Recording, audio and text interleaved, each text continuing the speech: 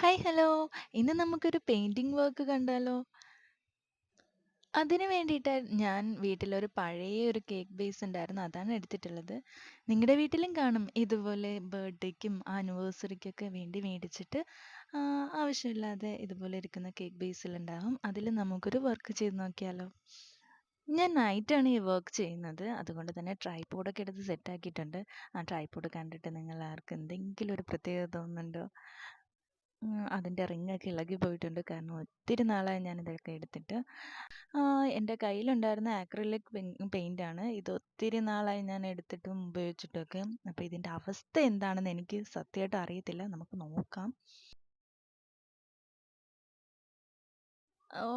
Dark. അപ്പോൾ ഇതിൻ്റെ കാര്യത്തിൽ ഒരു തീരുമാനമായിട്ടുണ്ട്. സാരമില്ല, നമുക്ക് വേറെയുണ്ട് പെയിൻറ്റുകൾ. നമുക്ക് നോക്കാം. അപ്പം ഞാൻ റെഡി ആയിട്ടുണ്ട്. ആദ്യമേ പറഞ്ഞേക്കാം, ഞാൻ വലിയ എക്സ്പേർട്ടൊന്നും അല്ല.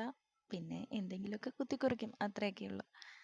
അപ്പോൾ ആദ്യം തന്നെ നമുക്കിതിനൊരു ബേസ് കോട്ട് അടിച്ചെടുക്കാം. അതിന് ഞാൻ വൈറ്റ് പെയിൻ്റ് ആണ് എടുക്കുന്നത്.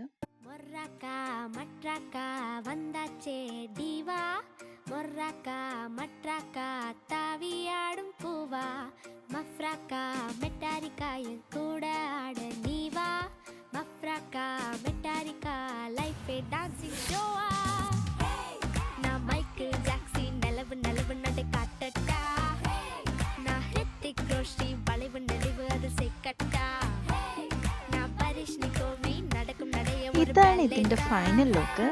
ഇഷ്ടമായാൽ ലൈക്ക് ചെയ്യാനും സപ്പോർട്ട് ചെയ്യാനും മറക്കല്ലേ.